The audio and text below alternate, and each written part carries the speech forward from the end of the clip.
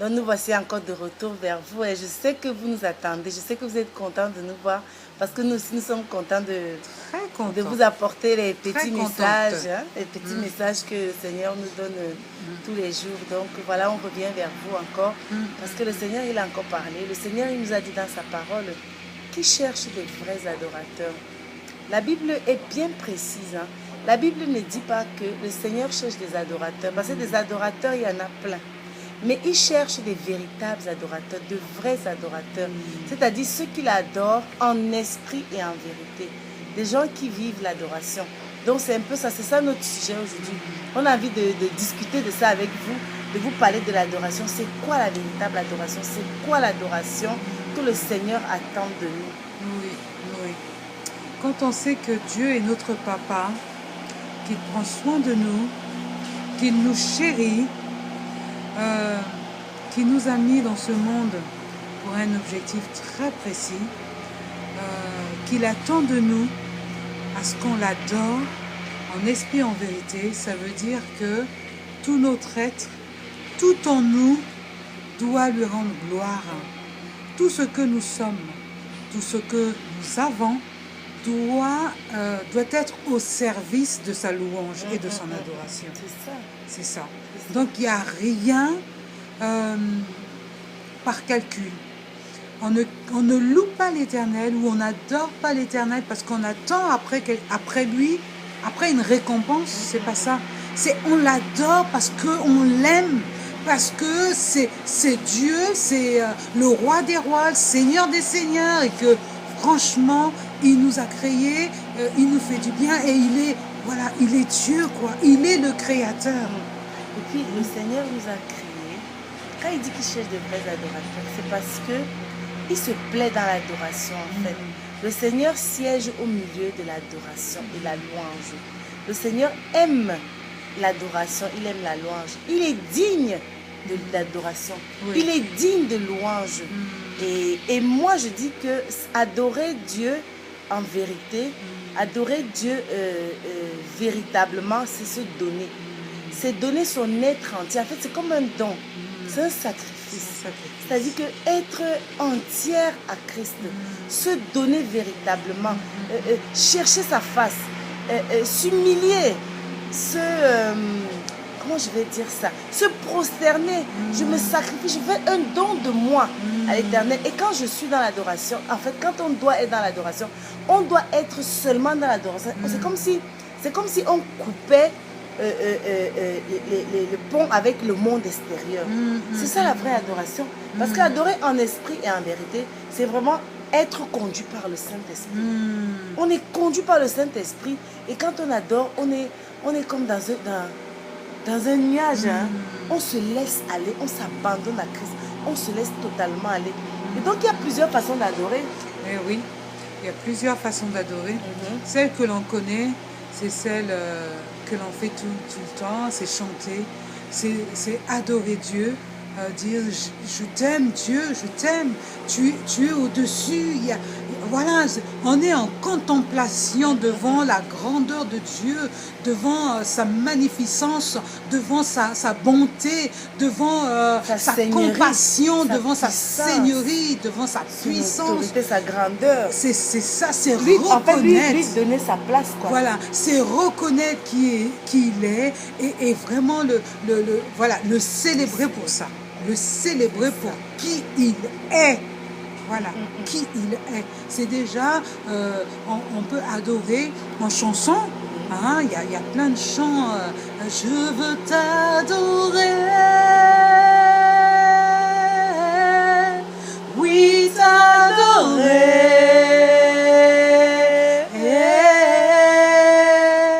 Ma raison de vivre, c'est de t'adorer. Je veux t'adorer.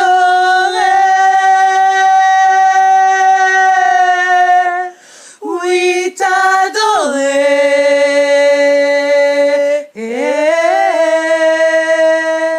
Ma raison de vivre, c'est de t'adorer. C'est ça, la première adoration, c'est cette adoration que l'on fait lorsqu'on est vraiment, on s'abandonne à lui, on l'adore, on l'adore. Et c'est vrai qu'il y a plusieurs façons. On peut l'adorer en levant les mains, on peut l'adorer en étant complètement prosterné devant cette grandeur, parce que franchement, voilà, c'est Dieu, il est grand, il est au-dessus de tout. Il n'y a rien qui soit au-dessus de Dieu. Il n'y a pas moyen. Lorsqu'on regarde la nature, moi, lorsque je regarde la nature, je me dis, mais Dieu, mais qu'est-ce que tu es grand. Qu'est-ce que tu es grand. Exact, c'est vrai. Regardez même les pays, quand on part d'un pays à un autre, ou même d'une ville à une autre, mais quand on regarde l'étendue de la nature, on se dit, mais mon Dieu, comment, qui tu es, Seigneur? C'est incroyable. On peut pas te mesurer. On peut pas te quantifier. Il n'y a pas de limite. On peut pas. C'est ce que le Seigneur attend justement de nous. Il attend qu'on reconnaisse ça. Wow. Il attend qu'on reconnaisse sa grandeur. Le Seigneur veut qu'on voit l'amour qu'il avait pour nous. Qu'on voit la grandeur. Parce que la terre entière ne peut pas contenir Dieu. C'est ce qu'il veut qu'on lui dise. Que la terre entière ne peut pas le contenir. Que son amour est immense. Et donc, il y a plusieurs formes d'adoration. Hein. Voilà. On peut... Effectivement, il y a celle de chanter. Oui, danser. Hein? Il y a celle de danser aussi. Sans gêne. Hein? Et quand on adore, il ne faut pas qu'on soit gêné. David. Voilà, David, c'est un exemple parfait. David, il a dansé pour le roi tellement qu'il savait. Il se roulait même dans la terre. Oui, il n'avait pas honte. Il a adoré son Dieu parce qu'il savait qui il était pour lui. Quand on sait qui est Dieu pour nous, on ne peut que l'adorer. On ne peut que l'adorer. Maintenant, il y a une autre sorte d'adoration, Flore. C'est-à-dire? C'est le don de soi. Le don de soi, c'est clair. Le don de soi, il faut se donner à Christ à fond. C'est-à-dire que c'est d'abord l'adoration, comme je t'avais dit la dernière fois dans la révélation que j'avais reçue, quand le Seigneur m'a montré la croix, et il m'a dit, quand il a parlé de la croix dans le sens vertical, et quand il a dit, en fait, c'est une adoration. Le Seigneur dit que la croix qui est dans le sens vertical, c'est l'adoration, c'est son adoration, et que nous devons vivre l'adoration dans notre façon d'être. C'est-à-dire le don de soi, c'est comment nous vivons. Dans notre façon d'être de tous les jours, notre vie doit être une adoration. Quand nous parlons, nous devons être une adoration pour Christ. Nos vêtements, notre façon de nous habiller, notre tenue vestimentaire doit être une adoration. La façon dont on s'occupe des gens doit être une adoration. C'est-à-dire, on doit voir Christ en nous. Voilà, doit voir Christ en nous dans tout ce que nous faisons, partout. C'est ça l'imitation. Le Seigneur, il est, comment dire, on doit faire une adoration qui agrée le Père. Il est content de voir ça. Ne pas juste adorer de paroles, ne pas juste dire des choses, proclamer, machin. Il faut le vivre. Il faut vraiment croire en ce qu'on dit, le penser et mettre ça en pratique. Donc, vivre l'adoration. C'est ce que le Seigneur nous demande de faire. De vivre l'adoration tous les jours. C'est parce qu'il y a des gens qui se disent que le fait de donner, parce que l'adoration aussi, on peut adorer Dieu dans nos biens, dans nos finances. C'est une adoration aussi à Christ. Donner des finances, aider le pauvre, aider la veuve et l'orphelin. Ça, c'est aussi une adoration. Mais le Seigneur dit de le faire vraiment avec amour. Avec amour, c'est ça qui définit l'adoration qui monte à Christ.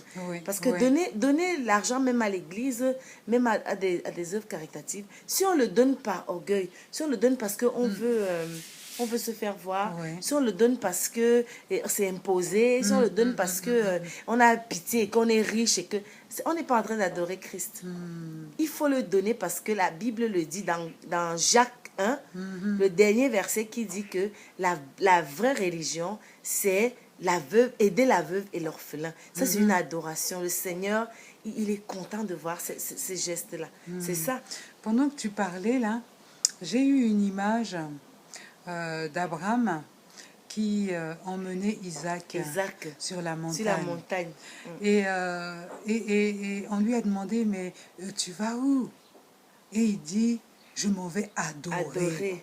Je m'en vais adorer. Offrir un sacrifice. Adorer. Alors, quand il disait, je m'en vais adorer, il allait pour sacrifier ce qu'il avait de plus cher, c'est-à-dire un fils qu'il a attendu, le fils de la promesse. Vous vous rendez? Non mais attendez, Dieu lui dit, donne-moi ton fils Isaac, tu viens me le sacrifier.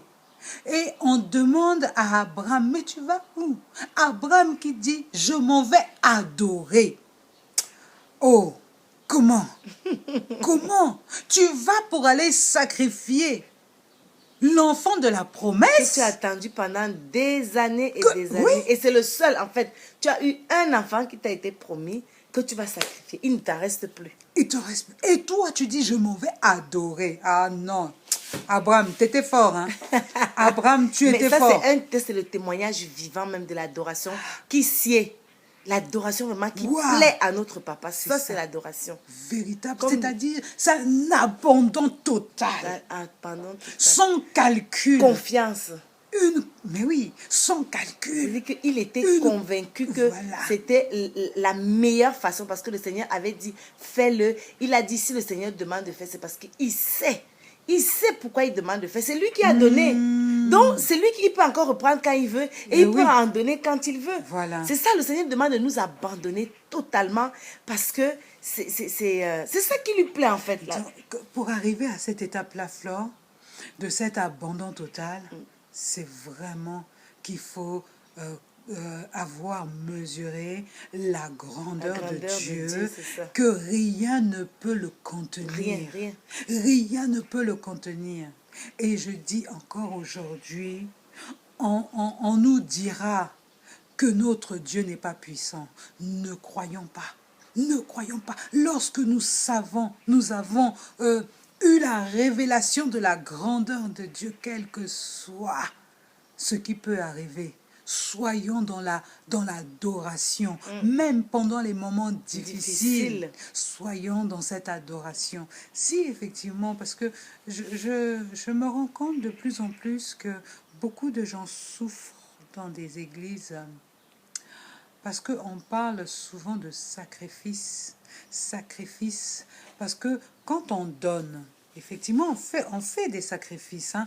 On fait comme une offrande. On vient offrir. On peut offrir le meilleur de nous, tout ce que l'on a. Mais par contre, le problème de ce don, de cette offrande que l'on fait à Dieu, si on ne la fait pas, si nous ne la faisons pas avec un cœur sincère, c'est-à-dire que je suis en train de donner quelque chose à Dieu. On a dit que le don, c'était aussi un don financier. Je peux faire un don financier à Dieu. Mais quand je fais mon don financier à Dieu et qu'à côté, là, mon cœur dit aïe, aïe, aïe, aïe, aïe, aïe. Mais là, l'adoration n'a plus de valeur. Eh oui, c'est ça. Elle n'a plus de valeur. C'est ça. Donc, vaut mieux ne pas faire un tel don parce que devant Dieu, Dieu n'agrée pas ce sacrifice-là, n'agrée pas cette adoration que tu veux lui faire parce que ton cœur est serré. Oui. Ton cœur est serré. Quand on adore Dieu, on ne doit pas adorer Dieu avec un cœur serré. Avec un pincement de cœur. Là, ça devient... C'est pour ça qu'il dit, il cherche des vrais adorateurs. C'est ça. Et puis, je reviens encore sur le passage biblique qui dit que le Seigneur siège au milieu de l'adoration et de la louange. Mais le Seigneur, quand on regarde, c'est le seul endroit où on dit que le Seigneur siège. Parce que c'est à cet endroit-là qu'il est à l'aise. C'est à cet endroit-là qu'il peut opérer de grands miracles. Quand il y a une véritable adoration, mes frères et mes sœurs, le feu dévorant jaillit. Parce que c'est là que toutes les chaînes se brisent. Amen. Les chaînes se brisent quand il y a l'adoration véritable. Les maladies fuient. Parce que le diable n'aime pas l'adoration. L'ennemi n'aime pas l'adoration. Il n'aime pas l'adoration qui plaît à notre papa. La véritable adoration, je parle, hein, l'ennemi n'aime pas. Et donc, quand on est dans la véritable adoration et qu'on est dans cette atmosphère de gloire, toutes les chaînes tombent. Les chaînes tombent, les écailles tombent, le voile se déchire. Amen. La présence de Dieu, elle est là. On sent la différence parce que le Seigneur, il siège. Il siège, il est là. Les difficultés commencent les problèmes commencent à se résoudre. Les solutions, on retrouve les solutions à tout problème. C'est ça la véritable adoration. Donc, il faut qu'on atteigne cette dimension d'adoration. Atteignons la dimension d'adoration véritable. Parce que le Seigneur, il siège. La Bible dit, c'est pas nous. C'est la Bible qui dit le Seigneur siège. Si vous cherchez à ce que le Seigneur siège chez vous ou en vous, soyez de vrais adorateurs et vous invitez le Seigneur, vous allez le sentir, vous allez le vivre, vous allez...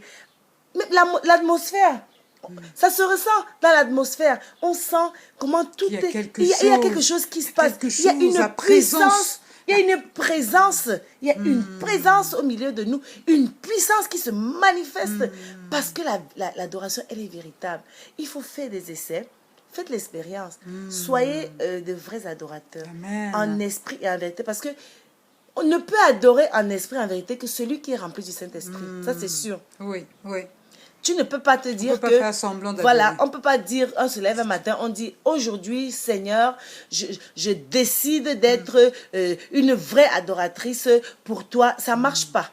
Il faut inviter le Saint-Esprit. C'est le Saint-Esprit qui sonde le cœur du Père. C'est ça. Et c'est le Saint-Esprit qui nous ramène la réponse, c'est-à-dire la parole, les pensées de Dieu, qui nous dit, vraiment maintenant, le Seigneur peut venir, le Seigneur veut que tu fasses et que tu fasses ça. Le Saint-Esprit vient nous mettre dans les conditions et c'est lui maintenant qui ouvre nos bouches, c'est lui qui nous donne les paroles qu'il faut pour inviter le Père. Invoquez le Saint-Esprit et vous serez de vrais adorateurs comme le Seigneur veut, ma soeur. Oui, il y a des freins à l'adoration. Faisons attention. Lorsqu'on adore, éloignons les portables. Là, maintenant, je dis, lorsqu'on adore dans le chant, dans la prière, lorsqu'on se met à part pour adorer, lorsqu'on désire la présence du Seigneur, il y a des choses qu'il faut éloigner de nous. Il faut vraiment se dire, je monte sur la montagne et rien ne m'y fera redescendre avant de l'avoir rencontré. Voilà, c'est ça. Avant d'avoir vu le feu dévorant, d'avoir ressenti ce feu dévorant.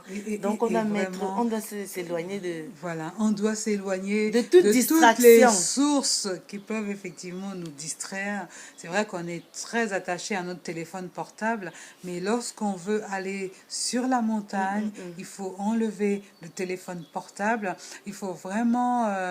se donner une discipline parce que lorsque nous rentrons dans le moment d'adoration, vous allez voir que c'est aussi à ce moment-là que le téléphone va sonner, que la sonnette, il y a quelqu'un qui va venir sonner pour que vous demandez. Les enfants ont besoin de beaucoup de choses. Ça va tourner là pour vous empêcher d'être dans cette adoration, de rentrer dans la présence de l'Éternel et de l'adorer.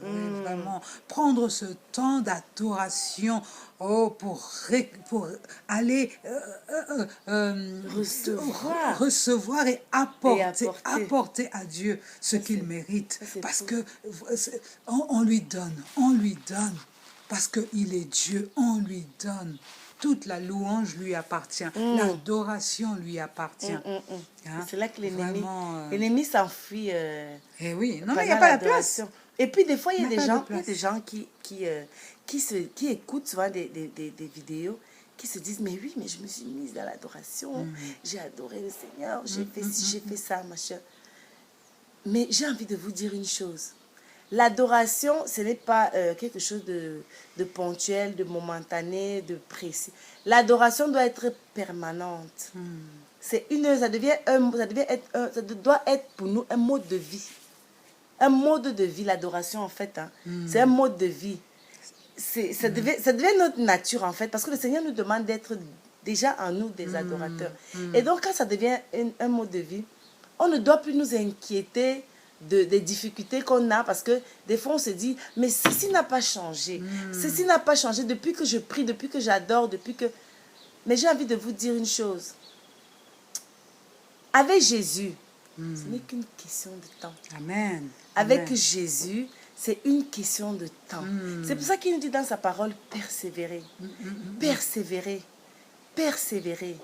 Parce que le résultat qui est à la fin, il est glorieux. Le résultat, c'est la victoire. Oui. On devient des vainqueurs et des plus que vainqueurs. Et quand on acquiert la position de plus que vainqueur, quand on a reçu la victoire, elle ne quitte plus. Nous sommes définitivement des vainqueurs. C'est pour ça que des fois, ça prend du temps. Des fois, ça prend du temps. Parce que le Seigneur veut d'abord implanter, veut poser, veut enraciner des choses, enlever certaines choses, aplanir, arranger, nettoyer. Après, maintenant, nous transformer, nous modeler, nous façonner, nous rendre vraiment prêts. Il est le potier, nous sommes l'argile. Nous sommes l'argile. Il prend le temps de nous. Et puis, après, on est prêt à l'emploi. Et on reçoit maintenant. On est prêt à recevoir, en fait, les bénédictions. Parce que les bénédictions, on ne les reçoit pas n'importe comment. Hein. Il y en a qui reçoivent les bénédictions et qui deviennent gaga. Oui, c'est ça. Donc, pour recevoir les bénédictions, il faut que le Seigneur mesure. Il mesure et il dit, bon, maintenant, mon enfant, je t'ai déjà travaillé. Tu es maintenant l'argile, comment on dit? Le vase que je veux que tu sois. Tu es maintenant le vase que je veux que tu sois. Donc, tu es devenu le modèle que je veux. Alors là, maintenant, tu es prêt à être utilisé. Et top, maintenant, tu reçois toutes les bénédictions. Voilà. Donc, c'est ce qu'on avait à vous partager aujourd'hui, frères et sœurs. Vraiment. Et recevez, soyez de vrais adorateurs. Restez de vrais adorateurs. Continuez dans cette lancée. Et n'hésitez pas, ne vous faites pas de mal, ne vous dites pas que vous n'avez pas reçu